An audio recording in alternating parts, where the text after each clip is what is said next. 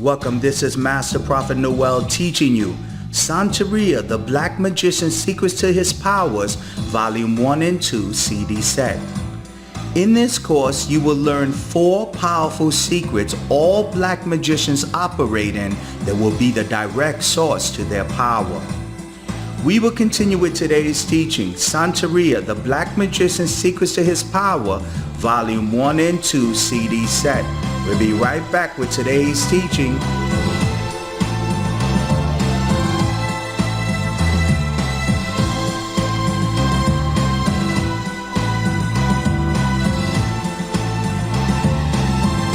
Principle number 1. King Solomon was a black magician that worshiped other gods and deities and used demons to do his bidding. As Christians, we were taught that King Solomon was the wisest and the richest man in the Old Testament and was celebrated as a biblical character that truly loved Jehovah God. The church and organized religion used King Solomon as a poster boy and told all believers worldwide that when the blessings of God is in your life, you will prosper. In 2 Chronicles chapter 9 verse 13 to 14 says, the Good News Translation, every year King Solomon received over 25 tons of gold, in addition to the taxes paid by the traders and the merchants. The kings of Arabia and the governors of the Israelite district also brought him silver and gold. Also in verse 22 says, King Solomon was richer and wiser than any other king in the world. Now, the church and organized religion painted a picture that King Solomon's wisdom and wealth came from his obedience to God, when in reality, King Solomon was a black magician that worshiped other gods and deities and used demons to do his bidding. 1 Kings chapter 11 verse 1 through 8, Good News Translation. Solomon loved marrying foreign women. Besides the daughters of the kings of Egypt, he married the Hittite women, the women of Moab, Ammon, Edom, and Sidon. He married them even though the Lord had commanded the Israelites not to intermarry with these people because they would cause the Israelites to give their loyalty to other gods. Solomon married 700 princesses and also had 300 concubines. They made him turn away from God. And by the time he was old, they led him into the worship of foreign gods. He was not faithful to the Lord his God as his father David had been. He worshipped Ashtoreth, the goddess of Sidon, Molech, the disgusting god of Ammon. He sinned against the Lord and was not true to him as his father David had been. On the mountain east of Jerusalem, he built a place to worship Chemosh, the disgusting god of Moab, and place to worship Molech, the disgusting god of Ammon. He also built places of worship where all his foreign wives could burn incense and offer sacrifices to their own gods. Here is biblical proof that King Solomon worshipped other gods and deities, and now let's look for the proof that he was a black magician that used demons to do his bidding. According to history, King Solomon wrote a book called The Key of Solomon that was given to his son Rehoboam and told to hide it until his death. Now, the Key of Solomon, there's book number 1, which King Solomon wrote, which describes in details invocations, curses, how to summon spirits of the dead and demons to do your bidding. And book number 2 of King Solomon's writing describes purification, magic, and animal sacrifices to the spirits. Now, the next time your pastor or church leader speaks of the great wisdom and wealth King Solomon enjoyed due to his faith and obedience to God, remember this teaching. King Solomon was a black magician that worshiped other gods and deities and used demons to do his bidding. Now listen to this live testimony of Prophetess Rose, Christian brothers experiencing with black magic coming from his wife. Listen closely to this powerful testimony. Now, let me tell you what she did. Now, let me tell you what happened. The witchcraft was so strong. Prophet, let me tell you what they did, okay? Yes. Now, remember, he was supposed to go to court and get sentenced, go and not be sentenced, but go for the trial, pre-trial, okay? Now, Prophetess Rose, before you start, this is your brother that you bring him to me, and I gave him a prophetic word, and I gave him some clarity. You're talking about your brother James, that I bring him some clarity. Right, okay. right, yes. right. And so he went to court, and I told him, I said, James, I said, you need to stop putting a lot of people in this. I said, it's too much confusion. I said, witchcraft is already complex, and it's a bunch of confusion. I said, you can't keep putting all these people in this situation. I said, because we're trying to do a work. I said, and we're doing warfare. I said, we're doing warfare. I'm doing it, Prophet doing it. Yes. I said, and we're trying to bring this thing to a screeching halt. I said, and we can't do that if you keep bringing other people in. I said, because see, we got to move their energy, and we got to move the deities, the devil's spirits, okay? Yes. The principalities. We got to move all of that in order to get to the throne room in order to stop this. I said, so you got to stop all these people in this. I said, I know warfare. You don't know warfare, so I'm trying to help you. Yes. He said, well, Rose, I'm sorry. Now they told me that I messed up. He said, now they want me. It's going to be 6 weeks before they sentence me. Now, that's the night before. He went to court that morning.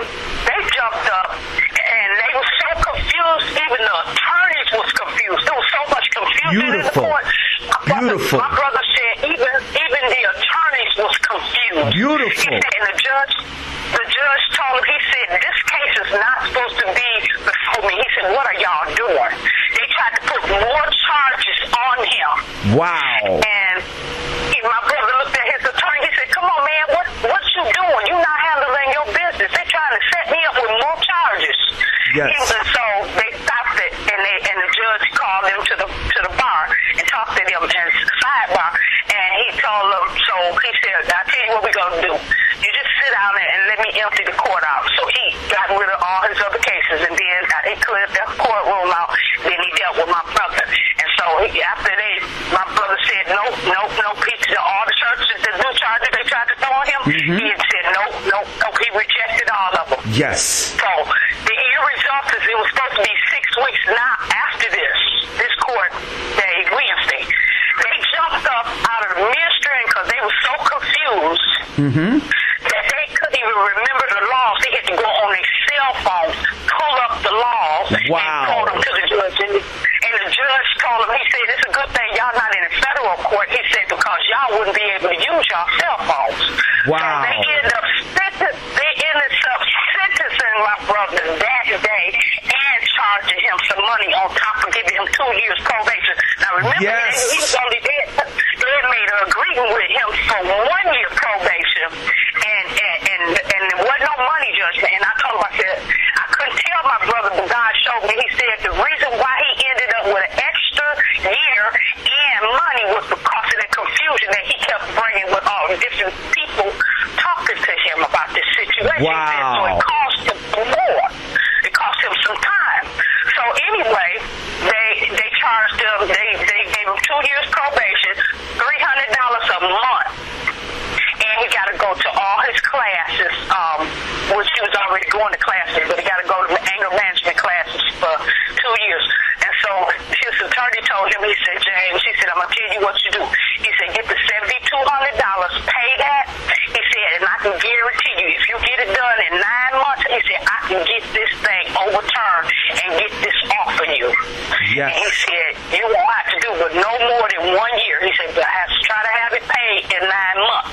And so my brother yesterday called me. He said, Rose, he said, you know what I just found out? I said, what? He said, on the 8th, you know what that heifer did? I said, what? He said, she went and put herself back on my insurance. Wow. She went put her name back on the insurance. So he said the angels just had him to call and check on his insurance again. Yes. And when he called, she had went and put herself back on the insurance. Now she could touch the burial stuff.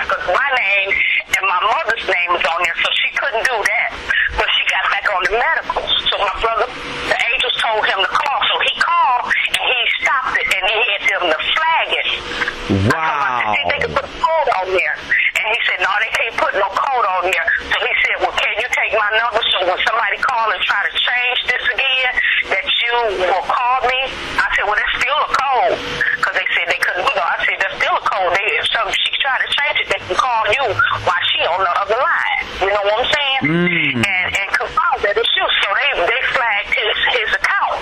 And they said that you don't want to change no more. Keep her off because she have her own issue. She went back behind his back and used her little boyfriend, to try to get back on because she have all his information. I'm like, wow, that's amazing. Now, Prophetess Rose, when you sent your brother to me, he made $150 donation, and I told him that his wife was doing black magic on him. I said that his wife is doing spells. And one of the word of advice that I gave him was that this court situation was going to be dissolved. I told him that it was going to take a little bit of time, but it's going to be resolved. And I told him to get rid of his wife out of all his accounts. I told him, get her out of your accounts, get her out of all your accounts, because she's up to no good. She's up to no good. And I began to warn him that his wife was a troublemaker, that she was going to cause trouble in his life. Because he began to tell me, but Master Prophet, I'm a Christian. I want to do what's right. I said, no. You can't do what's right when someone's throwing black magic on you. You can't do what's right when someone is trying to cause you harm. She's going to put you away. She wants to put you away. She wants to put you away because the reality is she wanted to put him in jail. That's what her intentions was. She wanted to put him in prison, not jail. Yes, prison. in prison, yes. She wanted to put him in prison. So now she's off the insurance again for the second time. Wow. So he said, Rose, what I'm going to do is at the end of the, because she's supposed to have that tummy tuck on the first of the year. Yes. On the first. He said on the 31st, I'm going to go back and check my account, make sure she ain't got back on there again. Now look at this. So she's planning all of this. She's doing witchcraft. She tries to put him in jail. She's doing all this, and she's saying, oh no, he's going to pay for my tummy tuck. Is that a wicked woman or what? That is wicked. Yep, that is wicked. She tries to put him in jail. She throws him out of the house. She takes his money. She does all this stuff and try to put him in jail. And then at the same time, no, you're going to pay for my tummy tuck. Wow, that's amazing.